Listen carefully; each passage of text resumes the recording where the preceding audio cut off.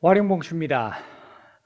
자, 오늘은 어제 제가 요즘 이 우크라이나 문제와 관련해 가지고 말도 많고 참 탈도 많고요.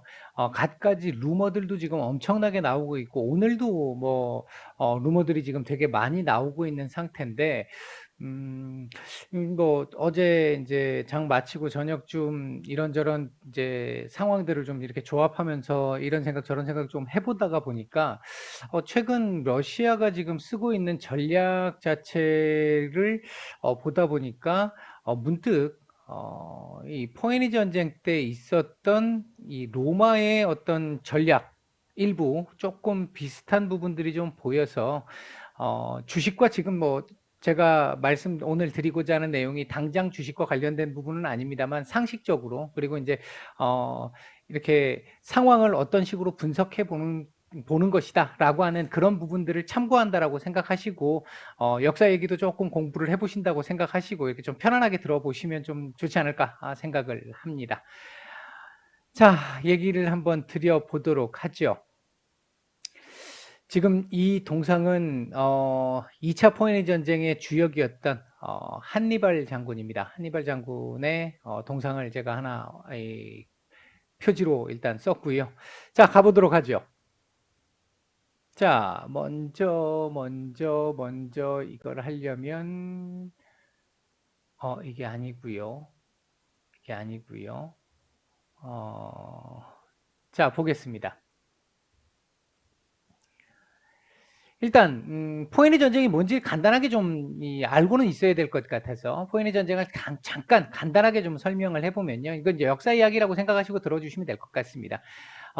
기원전 264년부터 146년까지 있었던 로마와 당시 카르타고 이제 우리 로마가 이렇게 이런 식으로 이렇게 생겼다고 하면요. 이렇게 생겼다고 하면 이게 지금 좀 위치가 좀 안 맞는데 기울기가 좀 안 맞는데 여기 이제 아프리카가 이렇게 있잖아요. 아프리카가 이렇게 있으면 이쪽 지역이 당시에 카르타고가 있던 지역이고 당시 이 지역 최고의 국가였잖아요. 상업 중심지이기도 했었고 이탈리아가 그 이전까지만 해도 어, 기원전 509년 무렵에 이 로마 시에서 출발을 했죠. 라틴 부족 세계 라틴 부족에서 출발을 했고 당시에 에트루리아인들의 정부였던 그 국가였던 왕을 몰아내고 국가를 세웠습니다. 그래서 로마를 좀씩 확장시켜 나가다가 기원전 272년도 무렵에 이탈리아 반도 전체를 통일을 하게 됩니다.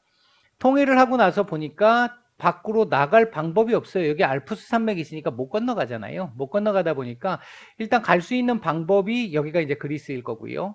여기가 이제 스페인이죠, 지금의. 갈 수 있는 방법이 이제 해상으로 나가는 방법밖에 없는 거죠, 이렇게. 이렇게 해상으로 나갈 수 있는 방법밖에 없는 거죠. 이것 때문에 막혀 있으니까. 그러니까 이걸 나가려고 하니까 당시에 최고 보스였던 이 지역, 지중해 지역의 책임자였던 카르타고의 허락을 받아야 되는 상황인 것이고 이제 그 상황 속에서 로마와 카르타고 간의 세력 이 경쟁이 펼쳐지는 이 전쟁이 포에니 전쟁입니다. 이 포에니 전쟁은 지금 보시다시피 100년 이상 지속이 됐는데 세 번에 걸쳐 전쟁이 있었고요. 1차 전쟁에서 의외로 조금 카르타고가 너무 좀 쉽게 생각한 측면들이 좀 있었었죠. 그러다 보니까 해전에 자기들은 강하다고 생각했는데 로마가 해전 속에서도 우리 그 이 배와 배 사이에 다리 탁 걸쳐놓고 건너가는 그거 있잖아요. 그 뭐라고 하는지 용어는 제가 잘 모르겠는데 그걸 통해 가지고 육전처럼 만들면서 로마가 승리를 하게 됩니다. 당시 이제 조금 이제 하나 비유를 들어보자면 카르타고는 한 대학생쯤 되고요. 로마는 이제 초등학생에서 이제 중학생으로 넘어오는 정도 수준인데 둘이 한판 떴는데 대학생이 두드러 맞은 거죠. 일단 1차 전쟁에서 패배를 하고 나서 배상금 물고 로마의 이 지중해 운항권을 다 인정을 해주는 이런 상황이 됐었는데 카르타고 입장에서 굉장히 자존심 상하는 일이죠. 이제 중학생한테 두드러 맞고 나서 그래서 이제 그 이후에 이 아까 이 그려드렸던 아까 이 그려드렸던 죄송합니다. 이 지도가 좀 도급판입니다. 카르타고가 여긴데 카르타고의 식민지 중에 하나가 여기 스페인 지역이잖아요. 요 지역이잖아요. 요 지역에 이제 한니발 장군이 있었잖아요. 2차 포에니 전쟁 그 유명한 한니발 코끼리 부대. 사실 여기 재밌는 얘기들이 되게 많은데 오늘 말씀드리고자 하는 핵심이 아니다 보니까 그냥 넘어가겠습니다. 어쨌든 2차 전쟁에서 한니발 장군의 엄청난 활약으로 요 발톱 끄트머리하고 시칠리아 섬 정도만 남겨놓고 로마가 거의 다 뺏겼잖아요, 영토를. 거의 나라가 망하기 직전까지 갔습니다. 로마는 거의 망한다고 생각할 정도로 여기 아녀자들하고 그러니까 부녀자들하고 어린이 노인들만 올려놓고 여기 나머지 젊은이들이 전쟁을 하기 위해서 나오기는 했는데 뭐 연전 연패하는 상황이기 때문에 이 한니발을 이길 수가 없었었죠. 그래서 이제 당시에 최고의 또 이 대적수 장수였던 스키피오 장군이 이거 그냥 이렇게 붙어갖고는 이길 수가 없으니까 여기 카르타고 본국은 아무것도 없었단 말이죠. 그래서 스키피오 장군이 이쪽으로 건너와서 이 본국을 때려버리는 거죠. 본국을 때리고 나니까 당시 이 카르타고 내부에서도 내분이 굉장히 많이 있었었는데 정치적으로 봤었을 때 이 한니발 장군에 대한 이 반대파들도 상당히 많았어요. 그러니까 결국 이걸 끝까지 잡지를 못하고 본국 소환령이 내려져가지고 여기 이제 들어와가지고 여기서 둘이 한판 떴다가 여기서 한니발 장군이 패배를 하게 되죠. 그 패배가 이제 완전히 끝이 나버리게 되는 이 전쟁에서 패배함으로 인해서 로마가 속된 표현으로 식겁을 했잖아요. 완전히. 하고 나니까 야 이제는 도저히 이제 그냥 놔둘 수가 없을 것 같아. 야 니네 갖고 있는 거 식민지들 전부 다 우리한테 내놔 해서 식민지들을 다 뺏기게 됩니다. 이때부터 이 로마는 대제국이 건설됩니다. 우리가 아는 로마가 이때 나옵니다. 물론 로마 세망사 역사를 이렇게 딱 보다 보면 이때부터 2차 포에니 전쟁에서 대제국을 건설하면서 전성기로 치닫기 시작하는 이때부터를 로마 멸망의 시작으로 봅니다. 뭐 여러 가지가 있습니다. 근데 이때부터 용병도 쓰기 시작을 하고 나중에 서로바가 오도아케르라는 독일 용병한테 이 게르만 용병한테 망했으니까 용병도 들여오기 시작을 하고 라티푼디움이라는 이 노예 노동력을 이용한 대농장을 갖는 이런 빈부차를 극도로 만드는 이런 정책들도 있었고 이래가지고 이제 멸망사로 보고 있는데 어쨌든 뭐 이 2차 포에니 전쟁에서 로마가 승리한 이후에 카르타고를 철저히 짓밟으면서 향후 50년간 배상금도 물리게 되고요. 이제 이런 형태로 흘러가기 시작을 하면서 일단 카르타고 입장에서는 찍소리 못하는 상황이 됐습니다. 여기에서 결정적인 이 협정, 그러니까 이 2차 포에니 전쟁 이후에 로마와 카르타고 간에 맺었던 협정 중에 결정적인 내용이 뭐냐면 야, 니네 카르타고 이제 앞으로 모든 무기나 군대 이거 다 없애는 상태에서 니네 앞으로 혹시라도 전쟁을 하게 되거나 다른 나라를 공격하게 되거나 이런 상황들 생기게 되면 우리 허락 없이는 못해. 우리 허락을 없이는 전쟁을 할 수 없어 라고 하는 내용이 조항에 포함이 되어 있었어요. 했는데 이제 그렇게 하고 이제 상황이 지나갔죠. 정리가 됐죠. 2차 포에니 전쟁 이후에 배상금 상환했고요. 요 얘기 지금 드렸고요. 근데 카르타고가 당시에 이제 지금의 튀니지 지역을 중심으로 시작해서 이제 쫙 했는데 카르타고 이 사람들 페니키아인들이잖아요. 표본 문자, 지금 알파벳의 기원을 만들었던 표본 문자 만들었던 사람들, 대단한 사람들이었습니다. 이 사람들이 농업 당시에 지금은 여기가 뭐 사막으로 막 돼 있지만 당시에는 굉장히 비옥한 토양들이었거든요. 그래서 농사도 굉장히 잘 됐었고 특히나 카르타고는 이 배를 통해 가지고 상업 무역이 엄청났습니다. 그러니까 돈을 많이 버는 나라라는 거죠. 돈은 굉장히 많았다는 겁니다. 그러다 보니까 이 배상금 상환도 생각보다 빠르게 진행이 되기 시작을 하고 금액들이 그러니까 국가의 국부가 굉장히 많이 쌓이기 시작을 해요. 이거에 대해서 굉장히 불안감을 느꼈던 이 로마 입장에서는 이대로 그냥 놔뒀다가는 나중에 하니발 같은 사태 또 맞을 수도 있을 것 같은데 얘네가 너무 여유가 생기게 되면 옆을 돌아보게 되니까 그렇게 판단이 들었던 로마가 당시 카르타고 바로 주변에 있었던 주변국 중에 하나였던 이 누미디아라는 이 나라를 옆으로 계속 이 살살살살 긁습니다. 긁어서 야 얘네 좀 커 보여도 카르타고 얘네들 지금 커 보여도 지금 다 뺏겨갖고 우리한테 다 뺏겨갖고 지금 없고 완전 이 거지 상태예요. 완전히 그런 상태에서 병력 거의 없는 상태고 이런 상태이기 때문에 전혀 걱정 안 해도 되고 니네가 얘네 이 카르타고 얘네 계속 두드러 깨봐. 우리 니네 밀어줄게. 결국 로마가 얘네한테 무기를 대주고 얘네가 얘네를 찝적대는 얘는 카르타고 입장에서 봤었을 때는 아까 로마가 처음 시작할 때 로마가 한 중학생 정도 된다 그랬잖아요. 얘는 거의 유치원 수준쯤 됩니다. 이 뭐 거의 한 주먹거리도 안 되는 이 나라가 계속 옆에서 이 찔러대기 시작을 하니까 참고 하지마 하다가 이런 시애틀에서 신발끈을 묶을 이러면서 이제 한 대 쥐어 박은 거죠, 얘를. 딱 한 대 쥐어 박고 나니까 로마 옆에서 딱 보고 있다가 너 우리 허락 없이 옆에 때렸지. 가만 안 두겠어 하고 3차 포에니 전쟁을 일으켜요. 협정 위반으로. 결국 로마의 대규모 공격이 시작되면서 3차 포에니 전쟁이 발발했고 당연히 뭐 지금쯤에는 완전 차이가 로마와 차이가 너무도 커진 상태이기 때문에 그대로 멸망을 하면서 이제 끝나버리게 됐는데요. 지금 제가 말씀드렸던 부분을 잘 한번 생각해 보세요. 이 누미디아를 통해 가지고 움직였다는 거. 누미디아는 당시 2차 포에니 전쟁 때도 로마를 많이 도와줬던 굉장히 친로마적 성향을 가진 아주 조그마한 나라였거든요.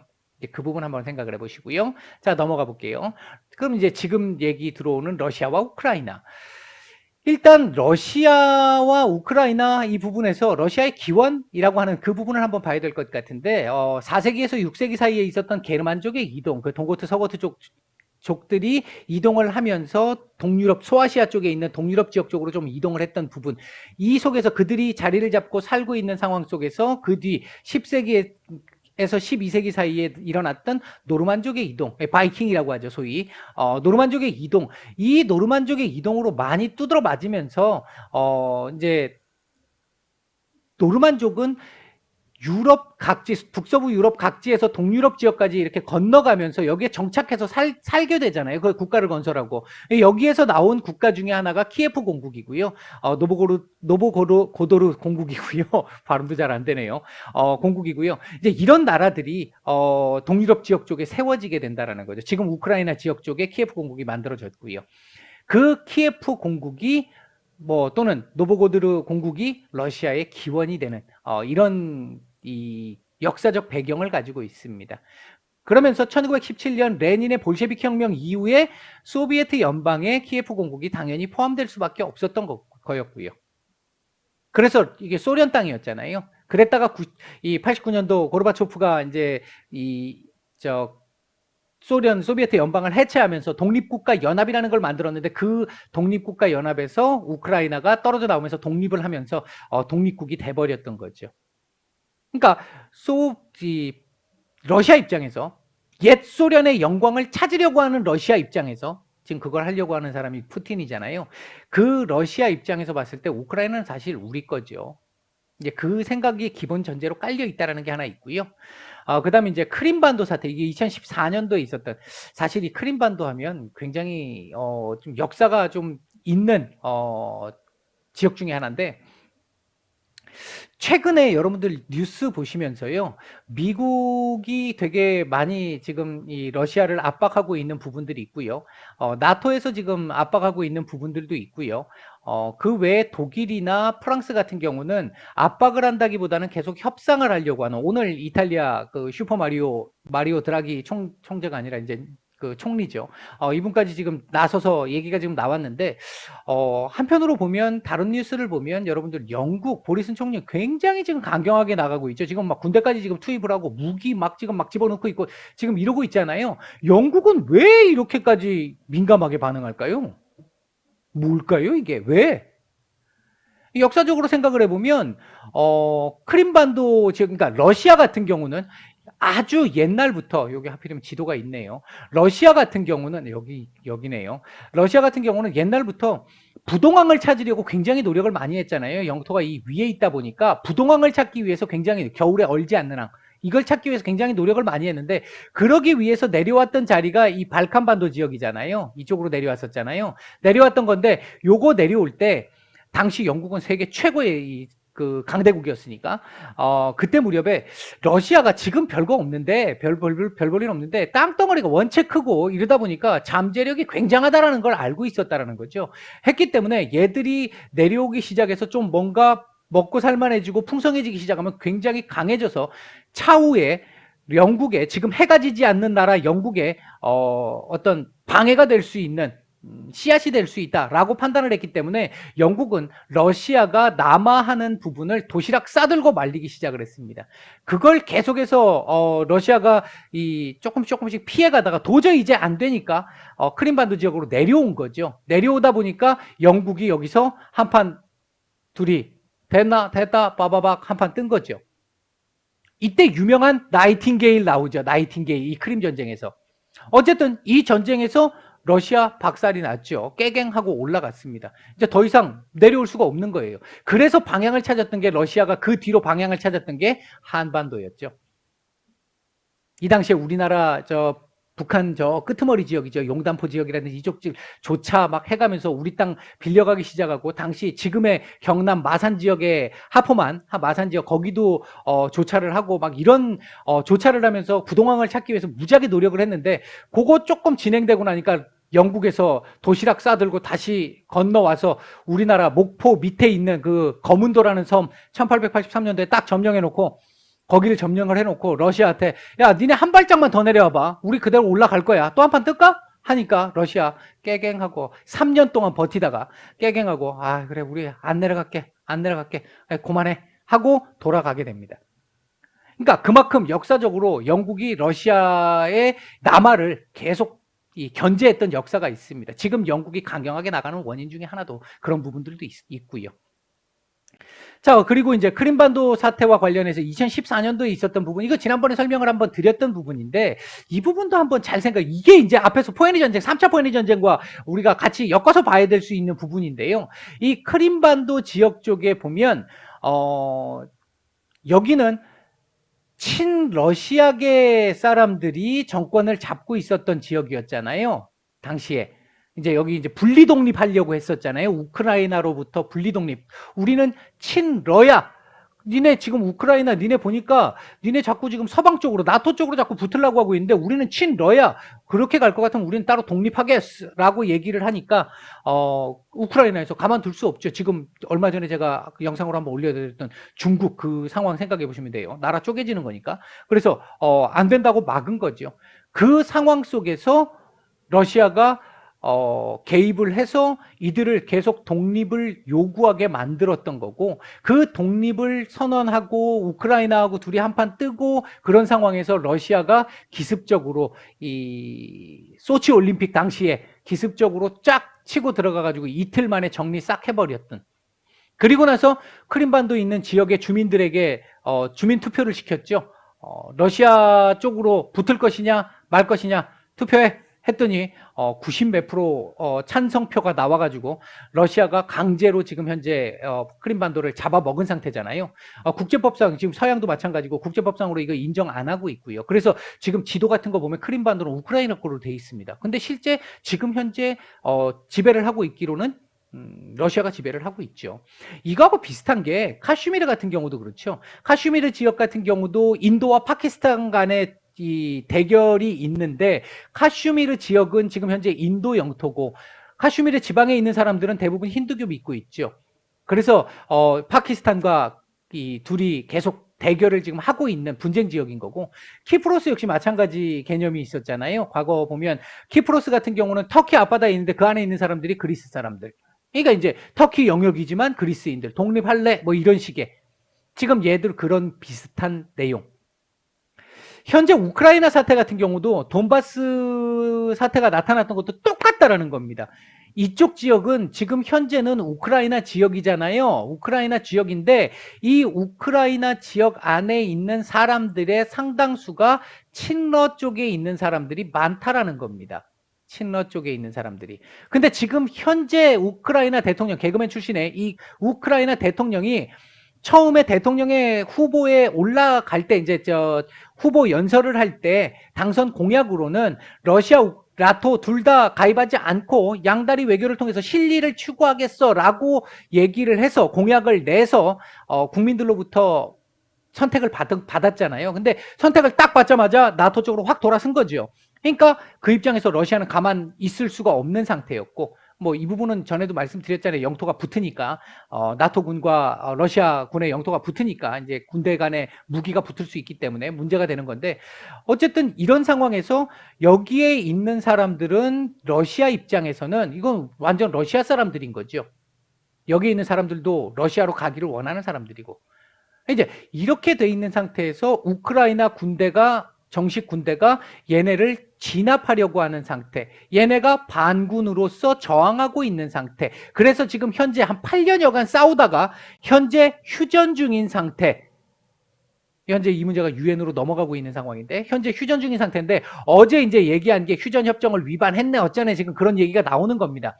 어제 러시아 그 스푸트닉 그 언론에서 우크라이나에서 포격 공격을 감행했다라고 얘기를 했는데, 우크라이나에서 얘네가 먼저 했어 이 얘기했던 거고요. 지금 이제 요거 갖고 싸우고 있는 건데, 지금 잘 생각해 보면 포에니 전쟁 때 3차 포에니 전쟁 때처럼 러시아 입장에서 얘를 살살살살 긁는 거죠. 얘를 살살살살 가려운 데를 긁어주는 거죠. 그렇게 하면서 자꾸 문제를 일으키게 만드는 겁니다. 문제를 일으키게 만들어서 싸우게 만드는 거고, 그 싸우게 만드는 상태에서 이 친러파 사람들, 이 사람들을 보호하겠다는 명분으로 들어갈 수 있는 상황을 만들기 위한 전략일 수 있다는 겁니다. 러시아가 지금.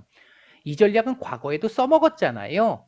과거에 오스만 투르크와 영국, 그러니까 오스만 트루크를 놓고 영국과 러시아가 싸울 때 슬라브족 보호 명분으로 들어왔던 거, 1차 세계대전에 참전할 때도 슬라브족 보호 명분으로 참전을 했던 거, 이런 부분들 생각을 해본다고 한다면 지금 똑같은 방식으로 갈 수 있다라는 거, 그 전조 다리를 놓고 있는 상황이다, 이렇게 볼 수 있는 거죠 지금. 그러니까 그런 측면에서 봤었을 때 포에니 전쟁과 상당히 유사하게 느껴졌었어요. 1차 세계대전 마찬가지고, 아까 말씀드렸던 오스만 트루크와의 이 영토 진입 상태도 마찬가지고요. 이런 부분들을 생각해 보면 아마도 지금 푸틴 대통령의 입장에서는 이런 부분에 어떤 돌발적인 상황, 위기감을 극도로 딱 올려놓고 나면 1차 세계대전 때의 사라예보 총성처럼 의도하지 않았지만 의외적인 상황이 발생을 하면서 문제가 나올 수 있고, 그 문제에서 보호 명분이라는 그 껍데기를 걸고 들어갈 수 있는 그 조건을 만들고 있다라고 생각이 듭니다. 지금 보면 겉으로는 병력 다 뺐다 이런 얘기를 하지만 지금 서방 쪽에서 얘기하고 있고 미국에서 얘기하고 있는 쪽, 지금 위성 사진 딱 때려가지고 지금 보여줬잖아요. 보여줬던 유럽 지역 쪽에서 보여줬는데, 그 내용 딱 보니까 오히려 병력들 더 들어가 있고, 지금 우크라이나 지역 인근 지역에 인프라를 지금 새롭게 구축하고 있고, 다리도 지금 새롭게 놨고, 야전 병원 세워놨고, 전쟁 준비 거의 다 돼 있는 상태라는 거죠 지금. 그런 부분들, 이게 아마도 제가 생각할 때 이 푸틴 대통령이 지금까지 그냥 큰 틀에서의 기본 계획은 이렇게 명분을 걸고 들어가기 위한 상황이 아니었을까, 일단 개인적으로 그렇게 지금 생각을 해보고 있습니다. 이제 왜 지금 러시아는 그러면 자꾸 우크라이나 지역을 못 먹어서 안달일까? 이 그림을 지금 보시면요, 전에 한번 보여드렸던 그림이잖아요. 이게 지금 러시아에서 유럽으로 넘어가는 가스관들입니다. 가스관들인데 이거 우크라이나 먹을만 하겠죠. 그렇죠? 이거 우크라이나가 중간에서 헛짓거리 해버리면 끊기잖아요. 안정적인 수급이 안 나오잖아요. 이 터키 쪽 이렇게 연결되어 있는 이것까지도 마찬가지고, 이 부분 하나 있을 거고, 그리고 지금 또 하나는 뭐냐면 독일하고 관계입니다. 독일이 지금 찍소리 못하고 있는 이유가 이것 때문인데, 이 노드스트림 2가 지금 완공이 다 된 상태인데 아직 허가를 안 내주고 있죠. 미국이 허가를 안 내주고 있는 상태인데, 이 부분을 빨리 허가 내라는 얘기예요. 지금 벌써 작년부터 빨리 허가를 내라라고 얘기를 하고 있는데 차일피일 밀리면서 계속 질질질 끄니까 이런 지금 상황을 하나 만들어서, 이거 야 독일 니네가 더 뛰어, 발로 뛰어 해서 이거 빨리 연결시켜, 이 의도도 담겨져 있다고 보고 있습니다. 이 상황도 있고요. 이게 당장의 경제적인 이득이라고 하는 부분이 이제 러시아는 지금 현재 중동처럼 러시아의 수출 전체에 러시아 국가 전체의 수출의 40%에서 50%가량이 천연가스와 석유입니다. 지금 긴장 상태 확 올려놓으니까 천연가스 기름값 많이 올라왔었잖아요. 물론 어제는 좀 떨어졌습니다만 이란 핵 합의 때문에 떨어졌습니다만 지금 많이 올려놨잖아요. 지금 뭐 기름값 많이 올라가면 얘들은 하루하루 땡큐지요. 일단 당장 아마 러시아에서 지금 우크라이나에 지금 들어갔던 이 비용은 다 빼내고도 남을 정도의 상황이 될 겁니다. 그렇게 만들어 놓는다라는 경제적 이득 하나 있고요. 또 한 가지는 천연가스 수요처를 확보한다라는 측면이 있습니다. 이게 독일 노드스트림 2를 얘기하는 부분이고요. 뿐만 아니라 유럽 지역 쪽도 마찬가지입니다. 지금 현재 2014년도 크림 사태 이후 이 서방 지역 쪽에서 규제가 계속 들어가고 있는데 더 쓸 수 있는 걸 지금 최소화시키고 있는 상황이잖아요. 이제 그 부분들도 또 조금 러시아 입장에서 플러스 알파를 받을 수 있는 상황을 노리고 있다고도 볼 수 있고요. 세 번째는 푸틴 대통령 러시아의 위상 강화입니다. 요즘 유럽 정상들 전부 다 야, 내 밑으로 한번 모여봐. 다 지금 그러고 있잖아요. 독일 총리 갔다 왔죠? 프랑스 마크롱 대통령 갔다 왔죠? 지금 오늘 이제 이탈리아 총리 간다 그러죠? 쥐고 흔드는 겁니다. 위상이 얼마나 강해졌어요. 요즘 전 세계 글로벌 이슈에 거의 상단의 메인을 계속 차지하고 있는 상황이잖아요. 거기에 이제 푸틴 대통령의 마초 이미지 있습니다. 충분히. 이제 그런 부분들 생각해 보니까 그 부분 때문에 혹시나 전쟁 나는 거 아니야라는 우려감이 계속해서 긴장감을 높여주고 있는 거죠. 다만 이거 전쟁을 막상 하기는 굉장히 어렵다고 봅니다. 제가 여러 차례 말씀을 드렸습니다만 전쟁을 하기는 굉장히 어렵다고 봅니다. 현실적으로. 2014년도 크림 사태 때야 기습적으로 진행을 했으니까 그때도 안 한다 그래 놓고 뒤로 기습적으로 갔잖아요. 갔는데 그때는 이만큼까지 관심이 많이 쏠려 있지 않았기 때문에 가능했는데 지금 전 세계 눈이 다 쳐다보고 있으니까 쉽지 않다라는 부분들이 있고요. 지금 바이든 대통령이 미리 날짜까지 꼽아가면서 계속 오늘 같은 경우는 앞으로 수일 내로 뭐 이렇게 지금 얘기가 나오면서 계속 혹시나 계획을 잡았을지도 모르는 그 상황에서 계속 미국이 이 전략을 노출시킴으로 인해 가지고 긴장도를 계속 높여줌으로 인해 가지고 함부로 행동하기 어렵게끔 지금 만들고 있잖아요. 그런 측면에서 놓고 봤었을 때 쉽지는 않고요. 막상 그리고 또 이게 전쟁이 발발하게 되면 서로 엄청난 타격을 입게 됩니다. 잘못하면 푸틴 대통령은 자신의 정치적 생명을 걸어야 될 수도 있는 상황이 됩니다. 굳이 왜 지금만 해도 지금 이렇게 살짝 내가 겁만 줘도 전 세계가 벌벌 떨고 난리가 나는데 굳이 뭐 그럴 필요 없죠. 더군다나 이제 3월 초중순 넘어가면 땅 녹아서 전쟁 안 된다고 말씀드렸잖아요. 그 탱크 못 지나가니까. 이제 그런 측면도 생각하면 그때까지 질질질 끌면서 최대한의 이득을 보려고 할 가능성, 그것 때문에 하는 거일 가능성이 있고요. 그 과정에서 지금 이거 성사시키려고 하는 부분이다. 이거. 요렇게 보시면 될 것 같습니다. 다만 앞에서 말씀드렸던 포에니 전쟁의 역사를 통해서 과거에 이런 전략들이 있었고 지금 푸틴이 이런 전략을 똑같이 쓰고 있는 부분들이 있다. 과거에도 써먹었었고 이제 그 부분들을 한번 좀 생각을 해보자라는 부분입니다. 한편으로 생각해 보면 지금 바이든 대통령이나 서방 쪽에서 진짜 긴장감을 너무 많이 높이는 거 아니야라고 생각할 수도 있잖아요. 물론 그게 틀렸다는 표현은 아닙니다. 맞을 수 있겠죠. 근데 그만큼 지금 러시아가 지금까지 해왔던 부분들을 생각해 본다면 믿을 수 없다라는 부분과 이런 식의 똑같은 방식으로 명분을 내세워서 진격을 했던 과거 사례들이 너무 많이 있었기 때문에 그 부분 때문에 한번 좀 생각해 보자라고 해서 제가 한번 이 영상을 찍고 말씀을 드려 봅니다. 도움이 되셨기를 바라겠고요. 그냥 상식적인 차원에서 이렇구나라고 하는 그런 정도 차원에서 생각을 해주시면 될 것 같습니다. 예, 마치도록 하겠습니다.